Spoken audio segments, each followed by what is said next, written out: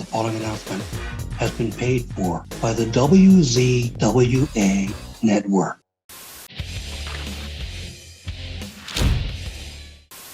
Hello, everyone, and welcome to the WZWA Network, and welcome to our review show here of MLW Fury Road from September 3rd, 2023, from the 2300 Arena in Philadelphia, Pennsylvania, California. This is Jooseyboy. What's going on, brah? Not a lot, brah. What about you? Yeah, not a lot, bro. Not a lot. Yeah, well, I tell you what, man, I really enjoyed this show overall that we're about to get into and dissect in this quick little review here today for MLW Fury Road. Yeah, Major League Wrestling. Yeah, dig it. No one actually said it the way that we said it, but we're just adding that little bit in. All right. No. So, okay. The first match on this show here, Fury Road, Jooseyboy, was a weapons of mass destruction match for the National Openweight Championship. Jacob Fatu takes on Rickey Shane Page. Thoughts? Honestly, man, this really set the tone perfectly for me. I really enjoyed this. This felt like a very physical, very sort of roughhouse, intense match. It had the feel that you want out of this kind of match. Like, ostensibly, this was pretty much an anything goes type of match, like a no holds barred, no rules type of match. And it actually, rather than feeling like it was full of stunts, it actually felt like, I wouldn't want to be involved in that kind of fight. And I mean that in a good way. Like, it felt gritty, and I found myself really getting into it. I mean, like, Jacob Fatu, both guys did amazing. Like, I ended up coming out of this like a huge fan of both. But Jacob Fatu in particular is just like clearly a star in the making. Like, what a way to start off the pay-per-view. I gave it an A-, so a very high rating, very high bar was set right out of the gate for this. This is, I just want to add quickly before we move on to your notes here. This is this is not the second MLW show that I've ever watched in history, but this is only the second MLW show I've watched other than my review of last week's Fusion for the Patreon, in kind of the modern era of MLW. So I'm very impressed so far by what I've been seeing. Yeah, you know what? I thought you might like him. I thought you might like MLW. So yeah, this one, I think this is the longest match on the show, 15 minutes, 21 seconds. No, the main event was a couple minutes longer. But yeah, like, I don't really have a lot to add there because everything that you kind of said there, I concur. I concur, bro. Yeah, what am I going to do? Just like list things that happened in the match? I don't need to do that. We know that the match was good. I was surprised though that Rickey Shane Page won the belt here. I was too. I was expecting it to sort of be like Jacob Fatu kind of triumphs, in the end of it all. But I kind of like that I didn't really see it coming though. Yeah, and he won with a DDT. Who'd have thunk it, mate? You know what, bro? Let's move forward. Let's. So the next matchup we get is like the token women's wrestling match here. Becca, the E is a 3 though. She takes on Maki Itoh, which some people may know or remember from the times she showed up in AEW. Becca challenges Maki to a sing-off. Then she gets nailed. Was it Maki Itoh that screamed out "kiss my ass, bitch" to her? She's a bit weird, that chick. Yeah. But yeah, look, I thought this was a pretty good match. I didn't think Becky was going to win. Becca, sorry, not Becky. She hits a Death Valley driver, then a 450 splash. She's serious. I did not see that coming. Huge win there. But one other note that I had is I think Matt Striker's very good there on commentary, teasing Joe Dombrowski. Yeah. What did you think of the ladies match, Ichiban? Well, I was gonna say, like right off the bat, I gave this match a B plus. I thought this was a very, very good women's match. Much like you know, there are certain talents in the industry that are just a step above the others. And when it comes to, you know, the up and coming female talents in the business, I think of people like Camille Brickhouse. I think of people like over in WWE, obviously, you have Charlotte, you have Tiffany Stratton, you have like people like Becky Lynch, you know, people like that that are well established. But then there are also people that can just do tremendous things like Zoe Stark. And, you know, there's just so many others that I'm forgetting, but they're out there. And I think everyone has their favorites. That goes for talents of all genders. But where I'm going with that is that MLW, all of their wrestlers, the one thing that they have in common, regardless of division or anything like that, is that they're all very well trained and they all wrestle a very, I don't just want to use the word physical, I kind of want to use like Smash Mouth. It reminds me of territory style wrestling, but it doesn't feel like they're trying to recreate the territories. It just feels like they're applying those same principles to a contemporary looking product. And that really came across to me in this women's match here, because when you go back and watch a women's match from sort of the 50s, early 60s, before it became about using the ladies for sex appeal, that they actually worked quite a physical style. It was every bit as physical and like tactical as, you know, the men that were on the card as well. And that this match here really kind of reminded me of that in a positive way. The only other product that kind of, I feel, treats their female talents with the same level of respect is the NWA in terms of creative, but MLW has the NWA beat in that, with the exception of Camille, I think the ladies in MLW are slightly better trained in ring than the ones in NWA. Right. Good call, bro. Good call. All right, well, you know what? Let's move forward. Mance Warner taking on Matt Cardona in the next match. Was the a no holds barred kiss my foot match, 8 minutes 57 seconds. What do you think of this one, bro? Honestly, man, I loved it. I thought this was great. It's fucking, it's doing it. It's getting a B plus. It's getting the classic B plus. I loved the stuff with the manager. I loved the promo from Mance Warner. I loved the whole thing of like, he hasn't washed his feet. They're disgusting, blah, blah, blah. You know, I loved the rawness of the promo. I loved the bit that we saw from Cardona and the, excuse me, it's making me laugh thinking about it. The fat manager that runs the organization, like, I can't remember his name. Mr. Saint Laurent. Yeah, Mr. Saint Laurent with the velour jumpsuit and everything. I just love it. It's a classic heel wrestling manager. Within kayfabe, he's like paid Matt Cardona to come in as a mercenary and like take out Mance Warner. Fucking hell. And like take out Mance Warner for him. So immediately I was like, okay, it's a classic old school angle, and I kind of feel like I know where it's going, but I like that I know where it's going, and it was like popping me.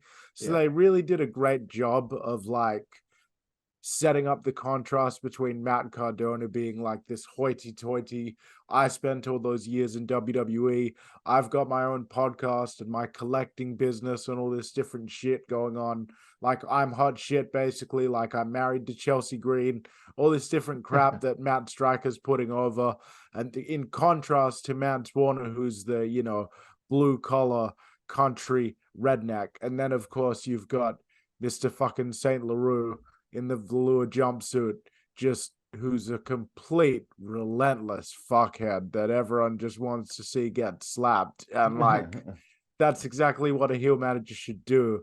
The match I felt could have benefited from maybe a few minutes longer, Having said that, everything they did in the match was excellent. I think Mance Warner is every bit as good as any talent in NXT. I think Matt Cardona, by this point in his career and this match, I really think there was glimpses of it. He has become just quietly under the radar, one of the best workers in the business, like a very seasoned performer that's at this point been everywhere and worked all these different styles and stuff like that and made it work for himself. So yeah, this thing was great. And then just the cherry on top was that when Mance Warner actually lost, for a minute, it actually had me hooked into believing that he was going to end up kissing the feet. So to set the scene, Cardona gets a steel chair, sits down, starts taking his boots off. Mr. St. Leroy also gets into a chair, starts taking his shoes off and stuff. And when he takes his shoes and socks off, Mr. St. Leroy, being his foot is a completely different color from like his shin and the rest of his leg. And it looks just putrid, like it's a corpse's foot, like it hasn't been washed in days. And the commentators are like there going like, oh, it stinks, like, acting like they can smell it and shit like that. So, it's the classic setup for a Kiss My Foot match, right? A Kiss My Foot match obviously is the kind of thing that goes back to the golden age, of pro wrestling in the 50s. So Mance Warner by this point is now down on his knee. There's a huge, fat, disgusting foot of Mr. St. Leroy now in front of Mance Warner's face, and, it stinks. And then obviously next to him, Matt Cardona is still taking his boots off. Mance Warner grabs the foot instead of kissing it. Boom, he takes a big bite out of it. And at this point, he's now not even holding the foot and he's just got it in his mouth. The fat fuck's just screaming. Matt Cardona takes him a minute to realize what's going on. That's the beauty of Matt Cardona being cocky and confident and already taking his boots off. He was arrogant enough to fucking think that just because he'd won the match, that Mance Warner wasn't still just going to kick his ass the second he had the opportunity to do so. The heel got his comeuppance.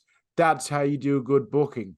It wasn't both sides booking because there wasn't an equal outcome. It wasn't a draw, but both sides ended up looking better coming out of this because of the way that they ordered the events. So he takes the big bite out of the foot. Cardona tries to cut him off. Mance Warner reverses that, sends Cardona powdering. We've got an issue between them. It was fantastic. I know that was a bit of a long-winded explanation. That's right. But I wanted to kind of set the scene for everyone. Classic wrestling done the right way and done well. Very nice, bro. I really don't have a lot to add there. Again, you kind of covered it for me. I think it's interesting seeing Cardona and how he's gone from territory to territory. Let's say that, he spent his time in NWA. He had his time in Impact. Now he's moving to MLW. He's done the GCW thing. I'm sure he's still doing that as well. So he's been everywhere, man. He's been everywhere. So, good on him. And yeah, it was a great match. And I have nothing else to add. But looking forward to seeing his run in Major League Wrestling. Let's move forward, bro. The next matchup, Hot Sauce Tracey Williams takes on Ichiban. Match goes 9 minutes 51. I'm throwing it to you again, bro. What did you think of this one? All right, man. Well, I love Tracey Williams, man. Hot Sauce Tracey Williams. I think I think this was my first time ever seeing a match of his. I mean, fucking hell, what a wrestler. Like, what a technician in the ring. Just simple. Like, at first you're looking at him and you're like, oh, he's kind of like just sort of mangy, sort of looks like, the kind of guy that you might find like working at a convenience store, as they call it in the States. He's just wearing the basic black trunks, the black boots. But then the match begins and he is a fucking hell of a technician. Everything is just, it looks good. It's well executed. It's the perfect amount of physicality and looking good, while also you can tell that it's not dangerous, and he's Mm. not doing anything stupid, and he's not wasting movement. He did nothing silly. And then at the same time, though, he was, you know, his opponent Ichiban looked fabulous as well. Like, I really enjoyed this match too. And at this point, I was like, okay, this show is great. This promotion, Major League Wrestling, it knows what it wants to be. The commentators, particularly Matt Striker, did a great job in every match of explaining why the match was happening, what the significance of the match would be for each party involved going forward, and, you know, why it mattered in the overall picture of MLW. And so this match was sort of more of a mid-card match, and it felt like, okay, it's these two up-and-comers in MLW jockeying for a better position. And as Matt Striker said, of course, and he made a good point of mentioning stuff like this, more money in the take-home purse if your hand gets raised. People often forget that is what the kayfabe of wrestling is supposed to be all about. Like, these days, people are so used to all this different stuff that goes on in the zany world of professional wrestling that they forget that at its core, wrestling is, you know, it's fictional and it's entertainment, but it's supposed to be a sport where you win, you know, you win matches by pinning or submitting people, and if you win, you get more money than the person who lost. And then you winning that match gets you an opportunity to maybe get into a battle royal, which in turn can get you a better opportunity, which in turn may lead to this and this and this. Mhm. That is what this match served. It was showing that this is a place where hungry, competitive talent comes to compete and try to make a name for themselves and get noticed in the wrestling industry. So this was really well done, and I'm going to give this one a B- because it wasn't quite at the level of the Cardona Warner match. Very good, bro. So I saw the last MLW pay-per-view. I'd never say never. That was the first MLW, pardon me, show that we ever covered here on the WZWA Network. So on that pay-per-view, Tracey Williams hit this DDT off the second rope, where he kind of jumps off the top, second rope, and DDTs the guy in midair. He was against Timothy Thatcher, and he knocked Timothy out, like, legitimately, at the last show with that. And they repeated that kind of spot early on in the match, which I liked. I also started laughing because he's called Hot Sauce Tracey Williams. And you're expecting like this funky black dude to come out, you know. Instead, you get like the whitest man ever. As far as Ichiban is concerned, I think he's a good high flyer, you know, I guess you could say. Just the one thing though, he's got to do something to stand out from the other 5,000 guys who are the same as him. There's a lot of guys in wrestling at the moment that wrestle exactly like this and do kind of, you know, similar moves. So that's just one thing I think you should do, is just think of a way to stand out. But of course, Tracey, he's smooth as, bros. He's a smooth operator. Really like his work. He kind of reminds me a little bit of like a Douglas Williams. Same surname. And then out of the blue, I was very surprised that Ichiban won this. I thought Tracey was going to continue on the roll, but Ichiban won. Anyway, nice surprise. Let's move forward. I didn't get her name properly. Her name was Selena something. Selena De Laurentiis. Yes, that's De Laurentiis. Yeah. So she comes out and she kind of cracks the shits a little bit and says that she's I don't know. I wasn't really paying enough attention to basically what she's going on about. It was essentially a promo saying that she's, you know, basically back in business as a manager / valet, and that she is going to be MLW's talent pipeline to Mexico. Right. So that's what she essentially was bragging about. Right, I see. And she was, in general, also annoyed about the lack of respect that she's been getting in MLW, even though it was noted by the commentators that she hadn't been there in quite some time, which was pretty good. Right. Yes, she's spicy, bro. She is spicy. Yeah, Like she's I just Google searched Selena MLW to find out her name, and the pictures showed up, and I'm like, fucking hell. that's um, one hot tamale. yeah, that's it, bro. Anywho, let's move forward, bro. Mm. Two matches here to go. Tony Deppen takes on Kushida in the second last match of the proceedings here.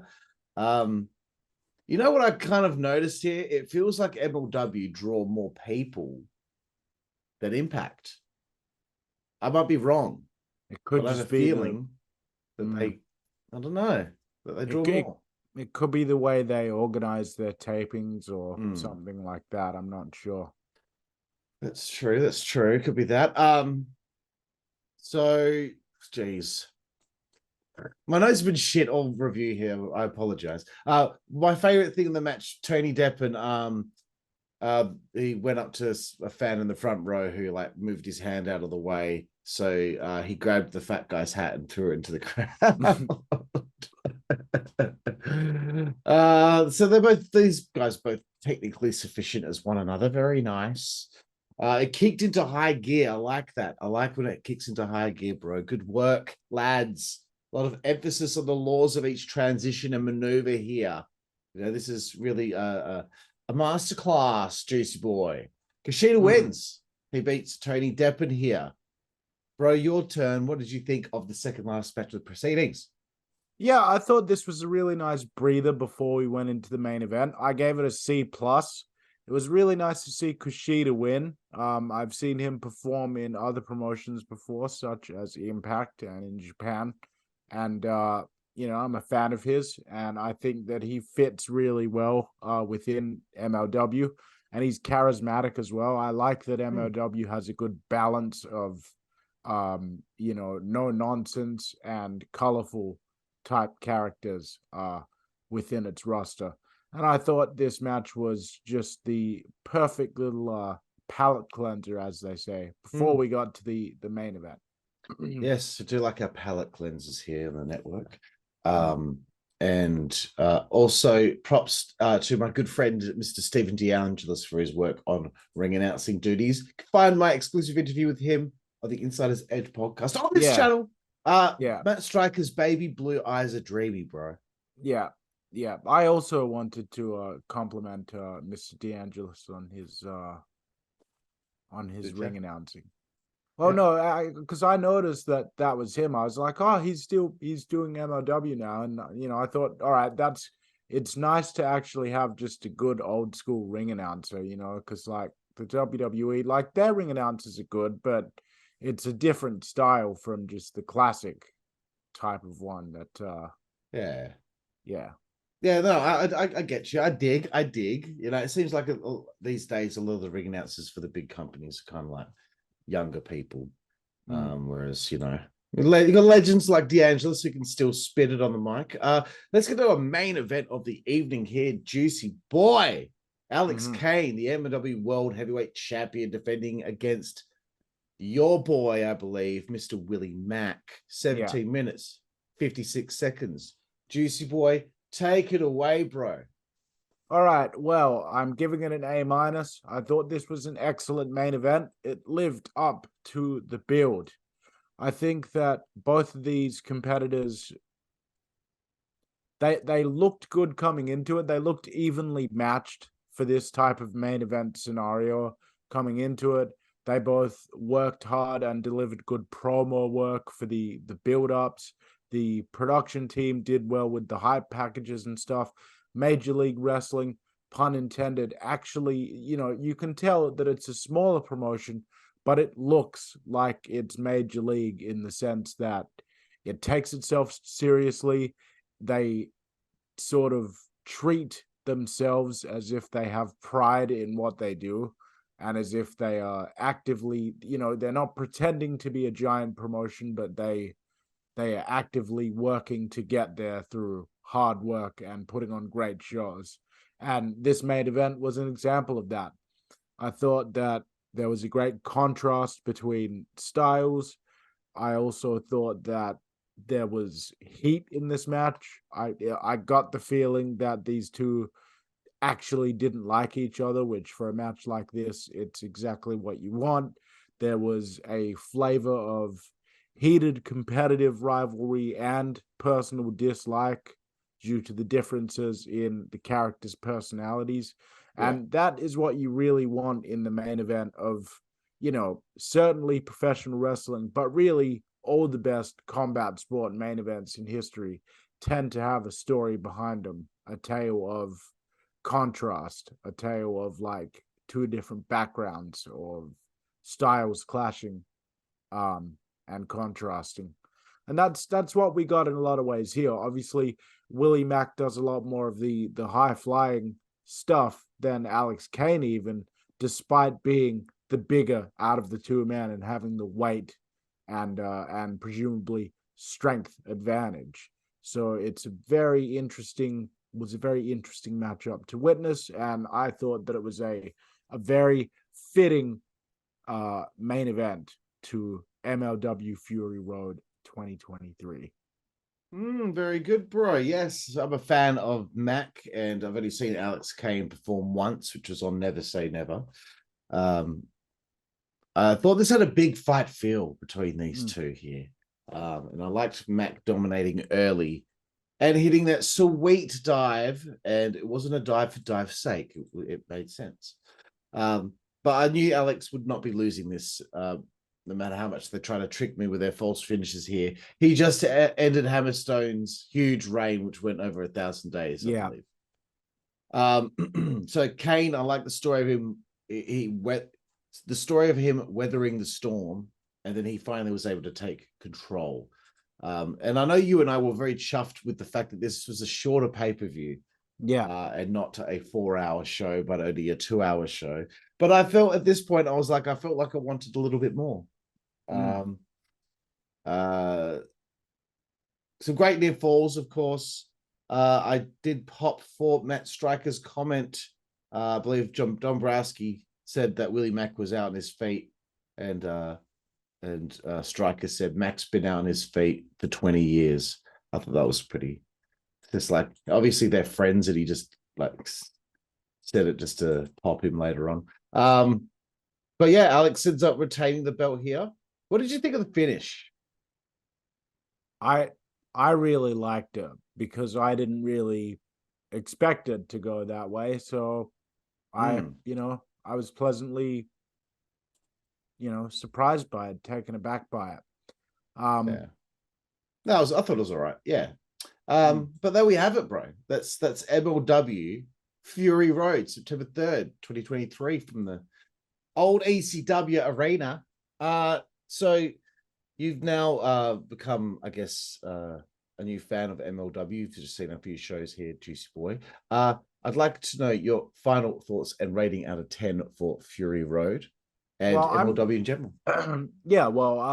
My final thoughts is that this was a very good first major show for me to bear witness to. I'm looking forward to the next one. I'm looking forward to the next episode of MLW Fusion, which will be happening tomorrow, and which you can see my Patreon exclusive review for on our Patreon. And so, yeah, they've definitely got a new fan in me. I look forward to seeing where that fandom takes me. And the rating overall for this show is an 8 out of 10. Factoring in the overall quality, like nothing on this show went below a C+. The running time was perfect because I was easily able to watch it throughout my day without feeling exhausted. And like you said, it left me wanting more in a good way. So, so far, so good as far as MLW goes. Dime, bro, dime. Yeah, I'm going to give it a 7.5 out of 10. So usually my middle ground is 7, but 7.5 means that I enjoyed it. It's a little bit more than that. Not that there's some fine science behind my ratings out of 10, but yeah, I'd like an MLW. And I'm starting to think maybe I'll watch Fusion every week as well, just to keep up to date with what's going on. So I have more context going into the pay-per-views. But thank you very much, Juicy Boy, for your time. This has been a wonderful experience.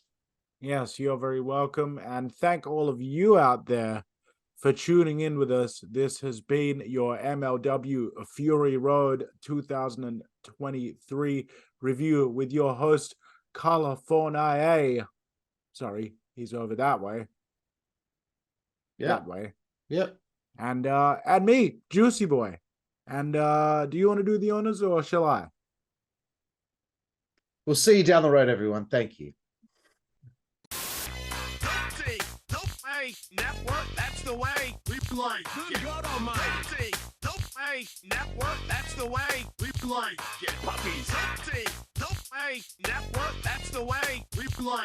Get. The following announcement has been paid for by the WZWA Network.